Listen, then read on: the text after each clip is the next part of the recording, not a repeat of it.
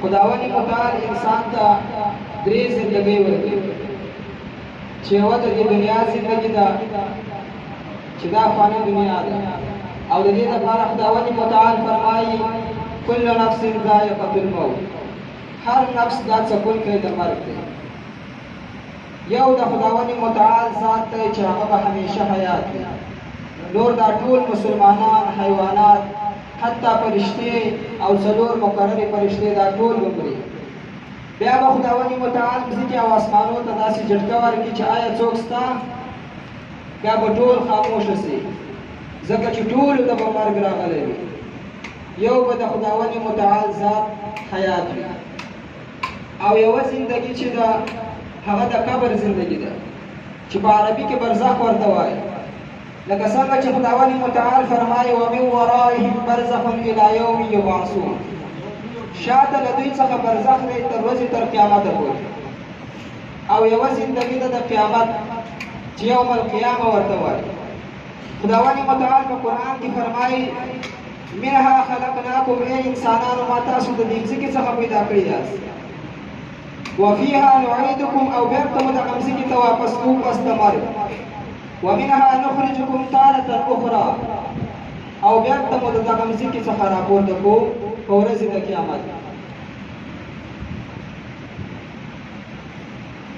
نو دا درې زندګۍ خداوند متعال انسان ته ورکړي یو بزرگ فرمایي چې ما د خداوند متعال نه سوال وکړی چې پروردګاره ما ته د قبر باره کې څه معلومات راکړه نو هغه بزرگ فرمایي چې ما خوب لیدی په شپه د یو شپو کې چې قیامت قایم سوی وي او ټول خلک به د قبرو څخه راوتلي وي نو زه ګورم چې څوک په غټو ورېښمو کې پراته دي څوک په نرمو ورېښمو کې پراته دي څوک په خوشبویو کې پراته دي څوک خاندي او څوک ژاړي نو ما د خداوند متعال نه پوښتنه وکړه چې یا رب العالمینه دا ټول د یو قسم ولې نه کړل نو یو غیبي اواز ورته وسو چې ای فلانه یا دا د اعمالو مرتبې هغه کسان چې ټول پراته دي هغه د ښو اخلاقو خاوندان دي هغه کسان چې په نرمو ورېښمو کې پراته دي هغه شهیدان دي هغه کسان چې په خوشبویو کې پراته دي هغه روژهداره دي او هغه کسان چې خاندي هغه توبهګاره دي او چې ژاړي هغه ګناهګاره دي نبی کریم صلی الله علیه وسلم فرمایي انما القبر روضة من رياض الجنة وحفرة من حفر النار دا قبر یو باغچه ده د باغچو د جنت او یا یو کنده ده د کندو د دوزخ مطلب دا چې په دنیا کې څوک څرنګه عمل کوي هغه ته به دا قبر دغسې وي په دنیا کې څوک چې د الله او د الله د رسول اطاعت کوي د الله احکامو ته غاړه پرېږدي او د هر قسم خواهشاتو نه ځان ساتي د هغو دپاره به یو باغچه سي د باغچو د جنت او څوک چې په دنیا کې قسمه قسم خواهشات کوي فسق و فجور کوي د هغو دپاره به یوه کنده سي د کندو د دوزخ محترمینو دا قبر د ورځې څو بېلې دا نارې وایي چې د انسانان او جنات یې نه اوري نور ټول مخلوقات یې اوري قبر دا نارې وایي انا بیت الواحده زه د یوازوالي کور یم ځان سره اعمال راوړه انا بیت الغربة زه د غربت کور یم زه د غریبۍ کور یم انا بیت التراب زه د خاورو کور یم انا بیت الدود زه د چینجو کور یم نو که چیرې دا قبر ځان ته منور غواړي دا قبر ځان ته ښایسته کول غواړي او دا قبر ځان ته باغچه د باغچو د جنت غواړي نو د ځان سره اعمال راوړي نبی کریم صلی الله علیه وسلم فرمایي یتبع المیت ثلاثة فیرجع اثنان ویبقی معه واحد یتبع اهله وماله وعمله فیرجع اهله وماله ویبقی عمله چې کله یو مسلمان مړ سي نو د قبر تر قبره پورې د سره درې شیان دي چې یو اهل د ده دی یو مال د ده دی او بل عمل د ده دی په دې درې شیانو کې دوه شیان واپس ځینې راځي چې هغه اهل د ده دی او مال د ده دی یو شی ورته پاتې کېږي چې هغه عمل د ده په قبر کې صرف او صرف عمل په کار راځي دا جایدادونه دا کورونه او دا بچي دا به ټول ستا څخه پاتې چې څنګه مړ سي اچانک په دې نوم هم بدل سي بیا به څوک په نامه هم درته نه وایي بیا به ټول مرحوم درته وایي بیا به ټول مړی درته وایي او څوک به دې په کور کې هم نه برداشت شي 10 منټه اضافه به دې په کور کې نه پرېږدي وایي ژر یې بوځي ناوخته نیسي نبی کریم صلی الله علیه وسلم فرمایي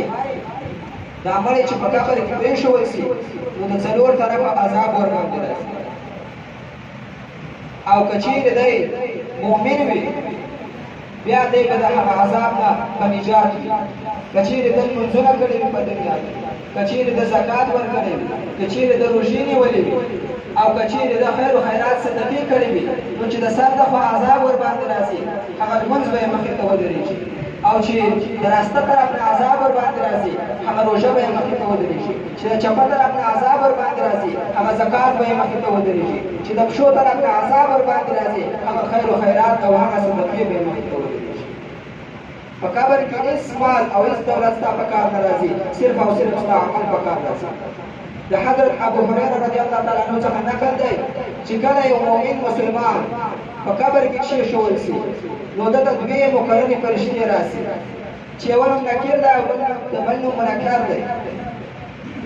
نو که چیرې دا مسلمان مؤمن وي او په دنیا کې ښه عمل کړی وي نو دته په ډېر ښایسته او حسین شکل کې راسي او د دغه په ډېره نرمه لهجه او په ښایسته اواز سره دا درې پوښتنې کوي او بیا د دې درې پوښتنو جواب دی ورکوي ملائکه ورته وایي من دینک دین دې څه دی دی ورته وایي دین الاسلام دین اسلام بیا ورته وایي من ربک رب دې څوک دی دی ورته وایي ربي الله رب زما الله بیا ورته وایي من نبیک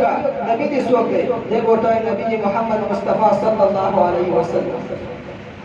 ځینې روایتو کې راځي چې تر قبره او د نبي علیه السلام تر روضې پورې دا مځکه خدای پاک ورته خلاصه کړي او هلته د نبي مبارک څېره ورته وشي چې هغه مبارکه څېره د چا ده که چیرې دی مؤمن وي نو دی به ورته وایي د محمد مصطفی صلی الله علیه وسلم اگر بیا به هغه فرشتې ورته وایي چې موږ ته پته ده تا موږ ته دا جواب راکړه بیا به دا قبر ته امر وشي چې ورته کولاو شه او بیا په اویا ګزه کې به ورته دا قبر کولاو شي او د جنت دربچې به ورته کولاو شي د هغه څخه به دته نرمې نرمې هواګانې راځي یخې یخې د جنت خوشبویي به درته راځي او ورته وایي به چې اوس بیده شه داسې بیده شه لکه ناوې داولی شو او که چیرې دا مړی فاسق وي او فاجر وي بیا په ډېر بدرنګه او حیبتناکه شکل کې دا ملایکې ورته راسي او ورته وایي په ډېر قهر سره چې من دینک دین دې څه دی دی به ورته وایي ها ها لا ادري زه نه یم خبر بیا به ورته وایي من ربک رب دې څوک دی دی به ورته وایي ها ها لا ادري زه نه یم اوس که دی ووایي چې زه نه یم خبر هم رب د الله دی خو الله د دوی په زینو باندې دا غلبه ورشي چې دوی ناخبره بیا به ورته وایي من نبیک نبي دې څوک دی دی به ورته وایي ها ها لا ادري زه نه یم خبر نو فرشتې به ورته وایي موږ ته پته وه چې ته به موږ ته دا جوابونه راکوي دا قبر ته به وایي ورباندې راتنګ شه داسې به دا قبر ورباندې راتنګ شي نبي کریم صلی الله علیه وسلم دا خپل ګوتې مبارکې یو بلې کې داسې ورکړې سره وایي دا پوښتې به یې داسې سره ورسي او د پوښتې به یې ټکهار او تر قیامته پورې به دته په قبر کې عذاب ملي یو بادشاه خپل وزیرو ته دا امر وکړ چې زما د ملک دا ځوانان دې راجمع شي چې زه په هغو کې عقلمن او کمعقل خلک معلوم کړم هسې نه د قوم مسؤلیت د ملک مسؤلیت د داسې مشانو په لاس کې شي چې هغه ملک ته نقصان ورسوي نو کله چې هغه ټول خلک راجمع کړل دې پوښتنې ځینې کوي دنیاوي پوښتنې دې خپل په ذهن سره چې کوم عقلمن ورته معلومېدل هغه یو څه کوم چې کمعقل څو دانې ورته معلومېدل هغه بل څه هغو په غاړه یو ټیکۍ ورکړه چې دا زموږ د کلي کمکلان وخت تېرېږي باچا مریض داسې مرض چې د زګندن حالات ورباندې راغی د هغه کمکلو څخه یو کمکل راغی وایي زه د باچا څخه مېلاوېږم هغه وزیر یې نیولی دی چې باچا ستا سره نسي مېلاوېدی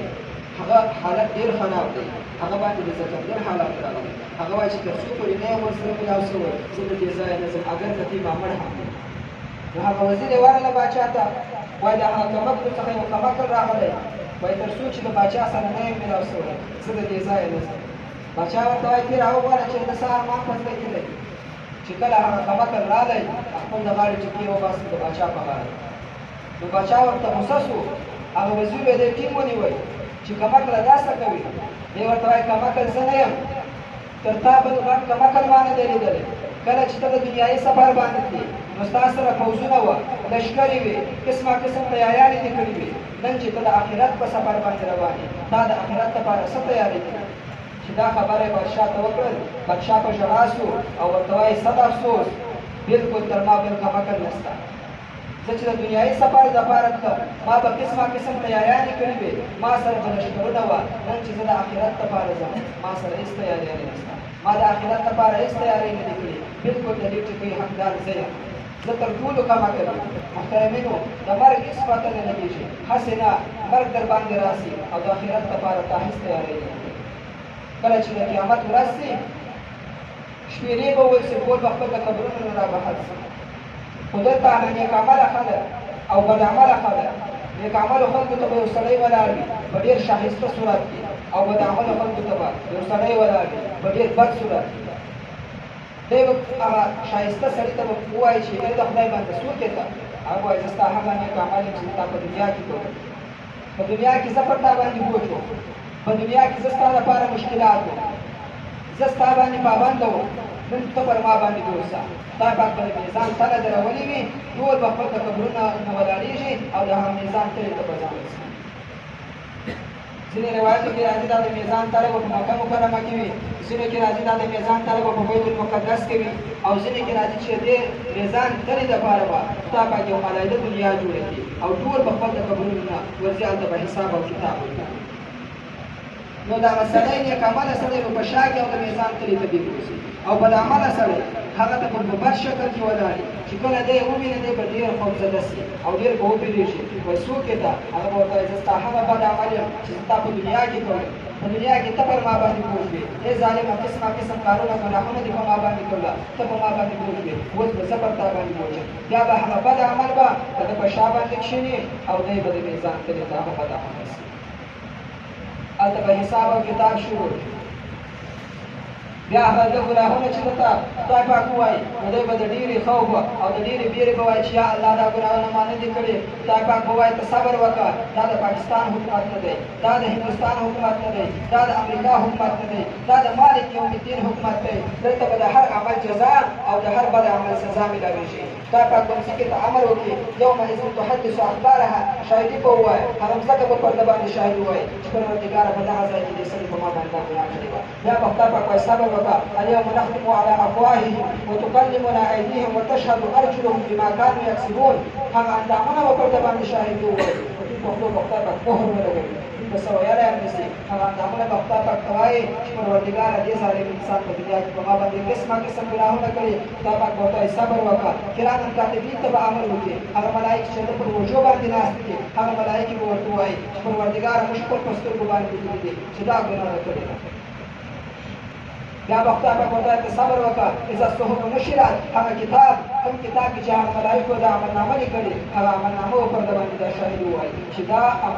ګناه په دې کتاب کې شته او دا ګناه ده کړې ده. محترمینو د آخرت دپاره څه تیاري پکار ده او عملنامه هلته په راستل اسمان کې میلاوېږي نیک عملو ته، او بد عملو ته په چپل اسمان کې میلاوېږي. نیک عملو ته چې په راستل اسمان کې میلاو شي دوی په دا خلکو کې داسې زغلي او په خلکو باندې زیری کوي چې ای زما عملنامه وګورئ زه کامیابه شوم، او خوشحالي به کوي. بد عمله ته چې په چپل اسمان کې عملنامه ورکړي دوی به شرمنده ولاړ وي، هغه خپل عملنامه به چاته نشي شوی. نبي علیه الصلاة والسلام فرمایي الموت تحفة المؤمن، مرګ چې دی دا د مؤمن لپاره یو تحفه ده، داسې تحفه ده لکه څنګه چې یو کامل مؤمن مړ شي دا قبر زندګي پر ده باندې داسې نه تېرېږي لکه یو غرګي چې مشکل او دی د هغه په جوړولو کې باندې مصروفه وي بیا به قیامت راورسېږي. اگر که دی په سمونو کارو کې شروع کړي دی به په ځان ونیسي او په بد عملو باندې به دا قبر زندګي ډېره اوږده شي. نن چې موږ دوی د مرګ څخه بېرېږو د دې وجه دا ده چې عملونه مو خراب دي. نبي علیه الصلاة والسلام فرمایي دا د مؤمن لپاره یو تحفه ده. جنت چې کوم دی نبي علیه السلام فرمایي حجبت النار بالشهوات وحجبت الجنة بالمکاره. جنت چې دی دا په خواریو کې پټ دی، او جهنم چې کوم دی دا په خواهشاتو کې پټ دی. که چا خواهشات کوله قسمه قسم ګناهونه یې کوله، غلاوې یې کولې، شرابخوري یې کوله، حرامخوري یې کوله، سودخوري یې کوله، بیا به دې خدای پاک جهنم ته بیایي. او که چا تکلیفونه په ځان باندې راوستل، تکلیفونه لمونځونه یې وکړه، روژې یې ونیولې، زکات یې ورکړی، قسمه قسم تکلیفونه یې پر ځان باندې راوستل، بیا به خدای پاک ته جنت ورسوي. نبي کریم صلی الله علیه وسلم فرمایي انما الاعمال بالخواتیم، بېشکه عملونه چې دي دا په اخرو خاطرو परवरदिगार बिल्कुल आखिर खातिर राह से अब आखिर खातिर को बंदा करीम मखलरा की ला इलाहा इल्लल्लाह मुहम्मदुर रसूलुल्लाह व आखिर दअवाना अल्हम्दुलिल्लाहि रब्बिल आलमीन आमीन या रब्बल आलमीन व रहमतुल्लाहि वस्सलामु अला अशरफिल अंबिया वल मुरसलीन اللهم انا نعوذ بك من عذاب النار وعذاب القبر وفتنة النار وفتنة القبر اللهم يا مصرف القلوب صرف قلوبنا على طاعتك اللهم اسالك الهدى والتقى والعفاف والغنى اللهم اجعل اجتماعنا اجتماعا مغفورا ومشكورا واجعل تفرقنا تفرقا مغفورا ومسرورا اللهم ارحم على هذا المجلس اللهم اغفر لهذا المجلس اللهم انظر بنزل رحمتك وغفرانك خصوصا على هذا المجلس اللهم يا ستار فاستر عيوبنا اللهم يا غفار فاغفر ذنوبنا اللهم يا رحمن فارحم علينا وارحم على جميع المؤمنين والمؤمنات والمسلمين والمسلمات اللهم انا اسالك من خير ما سالك منه عبدك ونبيك محمد صلى الله عليه وسلم ونعوذ بك من شر ما استعاذك منه عبدك ونبيك محمد صلى الله عليه وسلم اللهم احسن عاقبتنا في الامور كلها واجرنا من خزي الدنيا وعذاب الاخره وصلى الله تعالى على حبيبه محمد وآله وصحبه أجمعين برحمته.